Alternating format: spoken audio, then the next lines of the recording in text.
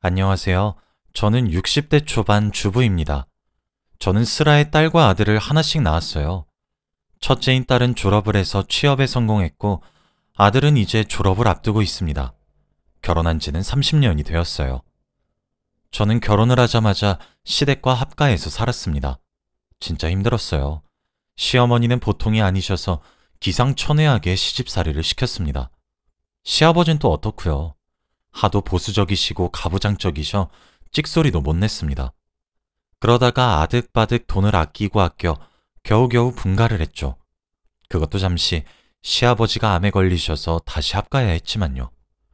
시아버지를 제가 8년 동안 수발을 들었어요. 그렇게 시아버지를 보내드리고 나니 시어머니가 아프시더라고요.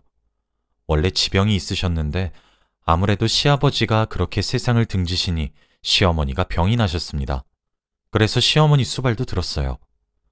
결혼 생활 동안 가슴에 피멍이 수백 갠 들었어요. 괴로운 날의 연속이었거든요. 오죽했으면 저는 시아버지가 돌아가셨을 때 안도의 한숨이 다 나왔습니다. 이제 살았구나 싶어서요. 시어머니도 몸이 아프셔서 모시는 와중에도 제게 할 말 못할 말 구분 못하셔서 그때는 참지 못하고 집을 뒤집어 엎어버렸습니다. 그렇게 저는 시집살이에서 해방되어 평화롭게 살고 있었죠. 시집살이가 오죽 심했으면 제 아이들도 자기 할머니를 싫어합니다. 제 남편은 또 외동이라서 어찌나 자기밖에 모르는 이기주의자인지 마음고생, 몸고생 다 했어요. 그러던 어느 날 남편이 저에게 조론을 하자고 하더라고요. 여러분들은 조론이 뭔지 아시나요? 요즘 드라마, 예능 이런 곳에서 종종 보이더라고요. 조론은 결혼 생활을 졸업한다는 뜻이래요. 이혼을 하는 건 아닌데 서로 따로 사는 거죠. 남편은 저에게 조론을 제의했습니다. 본인이 돈을 벌어오는 기계냐며 이제 자기가 번 돈 자기 혼자 쓸 것이라며 딸도 취업하고 아들도 졸업하고 나서 바로 취업할 테니까 셋 다 자기 집에서 나가랍니다. 자기가 돈 벌어서 샀으니 나가래요. 저보고 나가서 제발 돈이라도 한 번 벌어서 살아보라고 합니다. 그래야 자기가 얼마나 힘든지 알 수 있다고 말하면서요. 저 있잖아요. 진짜 고생했어요. 독불장군 같은 시아버지 밑에서 온갖 모욕을 들어가며 병수발을 8년을 했고 그 뒤로 시어머니 병수발을 또 5년을 들었습니다. 시부모님이 아프시기 전엔 우리 둘째가 태어날 때부터 심장이 좋지 않아 둘째에게 미친 듯이 매달려서 살았어요. 아들 낳고 나서도 남편에게 육아 한번 부탁하지 않았습니다. 힘들까 봐요. 밖에서 가족을 위해 돈을 벌어오는 걸 제가 잘 알고 있으니까요. 제 결혼 생활 30년 중 절반을 넘는 세월을 누군가를 보살피는 삶을 살았습니다. 제가 그동안 얼마나 다 손에서 놓아버리고 싶었는지 아십니까? 눈 딱 감고 도망쳐버릴까 하다가도 아이들이 눈에 밟혔어요. 둘째에게만 관심이 집중돼서 서운해하면서도 자기 엄마가 최고라는 딸아이의 얼굴과 아픈 와중에도 엄마를 세상 최고로 사랑한다는 아들의 얼굴, 그거 하나 보고 30년을 견뎌왔죠. 이제 좀 여유가 생겼습니다. 아이들도 더 이상 젖먹이 시절이 아니고요. 잠도 제대로 못 자서 마치 귀신처럼 머리 풀어헤치고 뼈가 다 삭아가며 어르고 달래던 시절이 끝나 이제 자기 앞가림을 할 수 있는 나이가 되었고 수발 들어야 할 시아버지도 안 계시고 시어머니 병수발도 끝났어요. 이제 숨 좀 쉬어볼 만한데 집에서 나가랍니다. 저는요, 남편에게 네가 수발 한번 들어봐라 할 대상이 없습니다. 남편은 저보고 돈 벌어보라고 말을 하는데 저는 남편에게 뭘 해보라고 말을 할 게 없어요. 저는 결혼 생활 30년 동안 먹고 논 적이 단 한순간도 없었습니다. 오히려 밖에 나가서 마음 편하게 집안일이며 육아며 신경 안 쓰고 돈만 묵묵히 벌 수 있는 남편이 부러웠는데 조론은 그냥 별거와 다름없더군요. 울고불고 해도 남편은 여전히 조론하자고 내세웠고 저는 그대로 집을 나왔습니다. 아들은 아직 취직하지 않아 집에 그대로 남았고 저는 딸과 함께 집을 얻었어요. 멍청하게도 30년 동안 제 앞으로는 돈이 한 푼도 없어 보증금도 딸이 모은 돈으로 해결해야 했죠. 거실 하나에 방이 2개 딸린 곳으로 말이죠. 몇 달 나가 살아보면 저는 남편이 제 존재의 소중함을 깨우칠 줄 알았습니다. 그렇게 집을 나와서 독립한 지 3달 정도가 되었죠. 시간이 지나니까 딸과 둘이 사는 것도 나쁘지 않더라고요. 저도 식당 알바를 하면서 용돈도 벌기 시작했고요. 생각보다 자유로웠습니다. 그러던 어느 날 갑자기 아들과 딸이 제가 사는 곳으로 불쑥 찾아왔어요. 그것도 오밤중에 말이에요. 저는 깜짝 놀라서 무슨 일이냐고 다그쳤더니 아들은 제 얼굴을 보자마자 엉엉 우는 겁니다. 어렸을 땐 많이 아팠지만 클수록 많이 건강해져서 씩씩해졌던 아들이고 성인이 되고 난 이후로는 제 앞에서 눈물 한 방울 흘린 적이 없는 아이라 저는 너무 놀랐어요. 딸아이도 놀래서 울지만 말고 말을 하라고 다그쳤습니다. 일단 딸이 아들을 달래보겠다고 애를 밖으로 끌고 나갔고 저보고는 내일 말을 할 테니 먼저 자라고 하더라고요. 걱정이 되었죠. 잘한다고 어떻게 엄마가 돼서 편하게 잠을 잘 수 있겠나요? 아들과 딸은 새벽이 늦도록 집으로 돌아오지 않았어요. 다음 날 딸은 출근하는 날인데도 안 들어오더군요. 아침이 되어서 돌아온 둘을 보고 저는 화를 냈습니다. 내가 얼마나 너희 기다렸는지 아니? 그렇게 집을 나가고 어쩜 아무런 연락도 받질 않아? 라며 발을 동동 굴렸더니 딸이 엄마, 할 말이 있는데 일단 얘 재우고 저도 오늘 회사 병가냈거든요. 저녁에 얘기해요. 라더라고요. 평소에도 항상 어른스러운 제 딸은 차분하게 저를 진정시켰어요. 저는 한숨을 푹 쉬고 알겠다고 했죠. 밥을 차려도 애들은 고개를 절레절레 젓고는 한 방으로 들어가 잠을 자더군요. 그리고 저녁이 되었어요. 아이들이 제 방으로 들어왔습니다. 아이들의 표정은 정말 비장할 정도였죠. 제 예상과 별반 다르지 않게 아이들의 입에서 나온 이야기는 정말 충격적이었습니다. 바로 남편의 외도에 관한 이야기였거든요. 사실 저보다 아이들이 먼저 눈치를 챘던 것이었어요.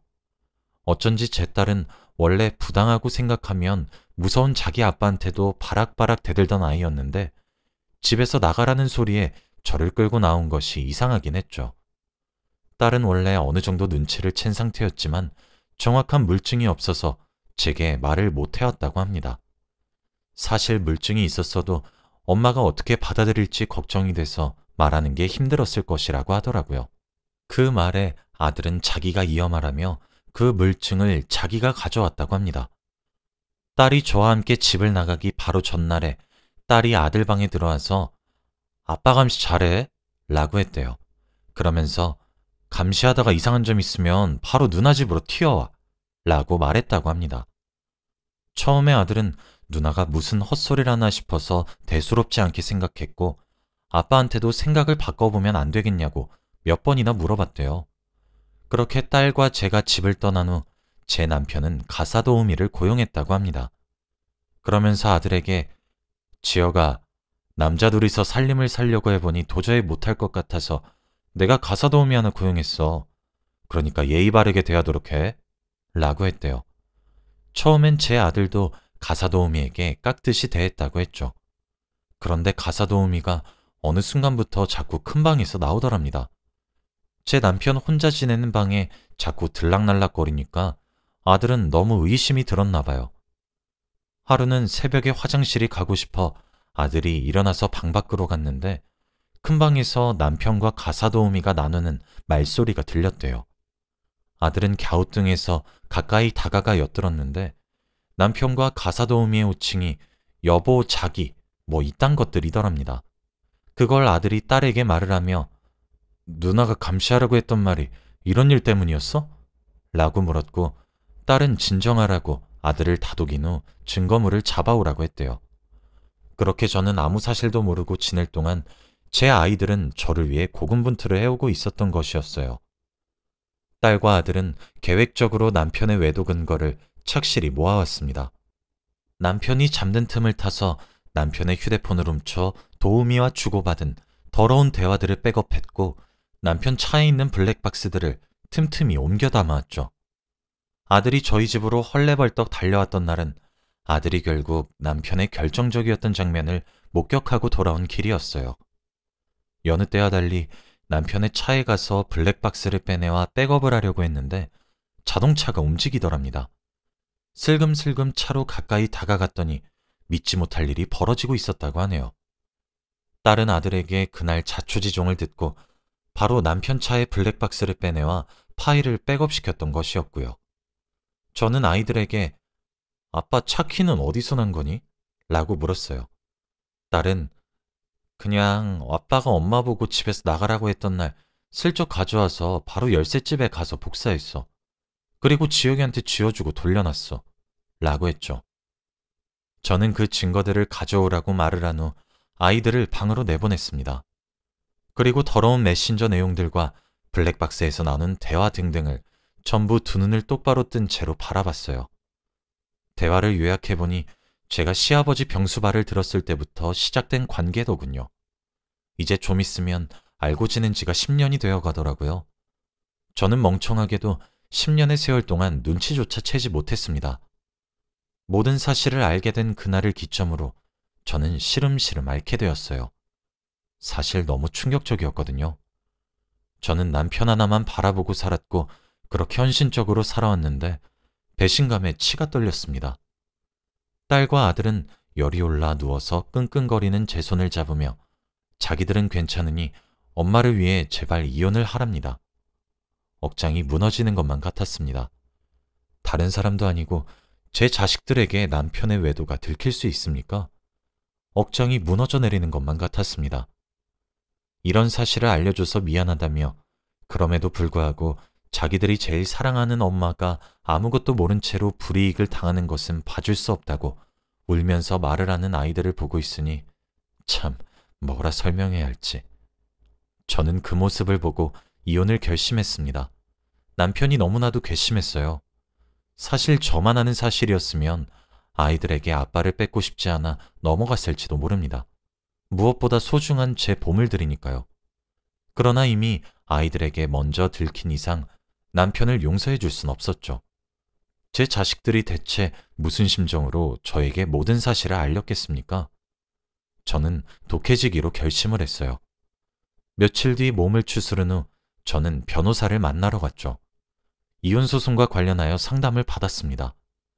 며칠에 걸쳐 저는 소장을 작성했어요.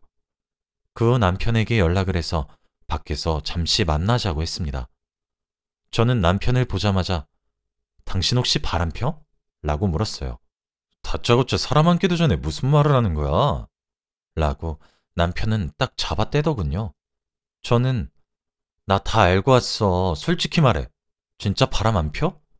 라고 물어보니 남편은 여전히 아, 이 사람이 잘못 먹었나? 당신 정신 나갔어? 무슨 말도 안 되는 소리야? 라며 오히려 자기 머리 옆에 손가락을 돌리며 저에게 미쳤냐고 물어보더군요. 저는 나 오늘 변호사 만나고 오는 길이야. 아마 며칠 뒤에 당신 앞으로 소장이 하나 도착할 거야. 우리 이혼해. 라고 하자 남편은 잠시 할 말을 잃은 듯 멍하니 앉아 있다가 그게 대체 무슨 소리야? 라고 하더군요. 저는 그건 당신이 더 잘 알겠지. 맨날 첫날 당신이 하라는 대로 시키는 대로 육아에 집안일에 시댁을 모시는 것까지 다 해주니까 내가 만만했니? 내가 우스웠어? 짐승도 은혜는 안다는 말이 있어. 다른 사람도 아니고 어떻게 당신이 날 두고 바람을 펴? 하, 결혼하자는 것도 결국 집안으로 그 가사도움이 들이기 위해서 만든 핑곗거리잖아. 라고 소리쳤습니다. 차분하게 말을 하고 싶었지만 결국 저는 이성을 잃게 되었죠. 남편은 두 눈이 커질 대로 커진 채로 저를 바라보고만 있었어요. 저는 씩씩거리며 사람을 바보로 봐도 정도가 있어야지. 그래, 10년 가까이 만난 네 애인이랑은 나랑 이혼하고 난 뒤에 결혼할 거니? 네가 사람이야? 당신이 사람이냐고! 라고 소리치며 제 앞에 놓여있던 제 커피를 들어 남편 얼굴에 들이부었습니다. 전 그걸로도 모자라 남편 몫의 음료도 남편 얼굴에 부었어요. 그리고 음료를 받치고 있던 쟁반을 들어 남편에게 휘둘렀습니다. 남편은 어버버하다 저한테 맞기 시작하자 정신을 차렸는지 제 두 손목을 잡으며 저를 제압하기 시작했죠. 어차피 힘에 부쳤던 저는 남편의 손을 뿌리친 뒤 가방을 챙기고 일어나 마지막으로 남편의 뺨을 내리쳤어요. 이혼하고 나서 두 번 다시 나 찾아오지 마. 당신 외도 알려준 사람들이 누군지 알고 있어? 네 자식들이야. 알아? 네가 염치가 있고 쪽팔린 거 알고 있으면 내 앞에도 자식들 앞에도 나타나지 마! 라고 쏘아붙이고 저는 휙 뒤돌아서 집으로 돌아가 버렸습니다. 집으로 돌아가는 길에 30년 동안 공들여서 만든 탑이 와르르 무너지면 이런 기분일까 싶더군요. 억장이 무너지다가도 슬펐고 눈물을 펑펑 흘리면서 소리내어 울다가도 화가 치밀었습니다. 그렇게 저는 남편과 이혼을 했어요. 제가 결혼 생활을 30년 유지해왔고 제가 아이들의 육아와 가사를 전단해온 점, 시어머니와 시아버지를 합쳐 총 10년이 넘는 세월을 병수발을 들었고 남편의 외도로 인한 이혼 소송이고 그 모든 증거들이 뒷받침되고 유책 배우자가 남편인 점을 근거로 이혼에 성공했습니다. 저는 완벽히 승소했고 재산 분할 또한 제 기여도를 인정받아 5대5로 분할받을 수 있었고 거기다 남편에게 위자료도 받을 수 있었습니다. 저는 거기서 끝내지 않았고 가사도우미에게도 소송을 걸어 위자료를 받아내었습니다.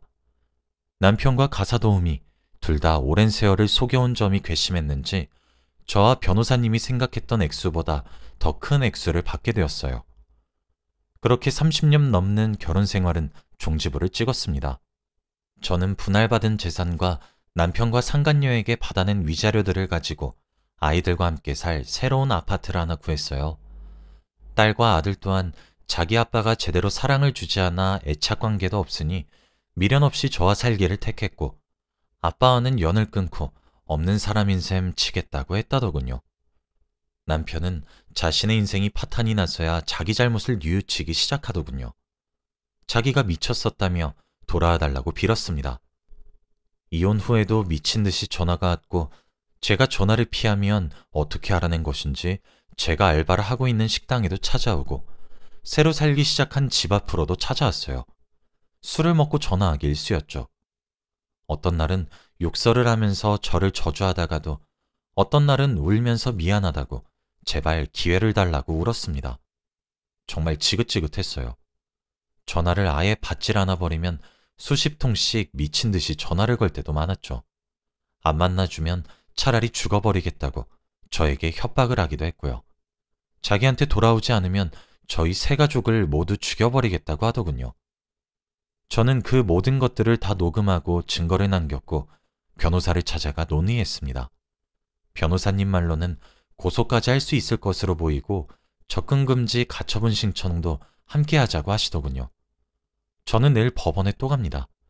이젠 법원이 친근할 정도네요. 10년 가까이 저를 기만할 땐 언제고 남편은 이제서야 제게 미친 듯이 사랑한다고 말을 해요. 참 우스웠습니다. 그리고 참 씁쓸했어요. 그래도 사랑해서 결혼했던 건데 제가 이 나이 먹고 이혼하게 될 줄 몰랐죠. 변호사님이 말씀하시길 이번에도 저에게 유리하게 적용될 것 같다고 하시더라고요. 저는 아이들과 셋이서 오순도순 잘 살고 있습니다.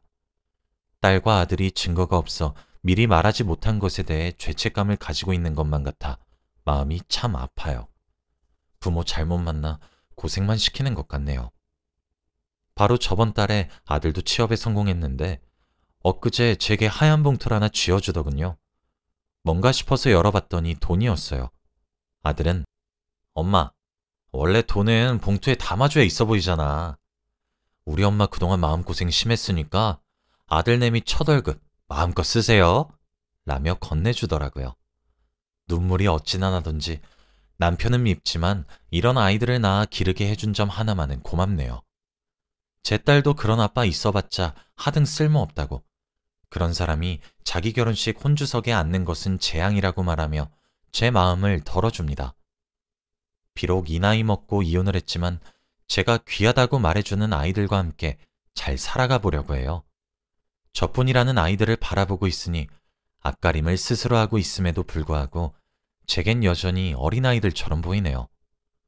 저도 이젠 제 인생을 귀하게 여기려고 해요. 내일을 앞두고 마음이 싱숭생숭해 이렇게 사연을 보냅니다.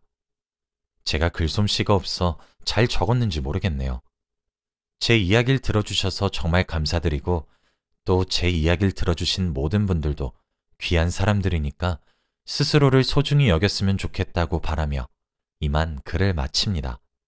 다들 행복하시길 바라요. 감사합니다.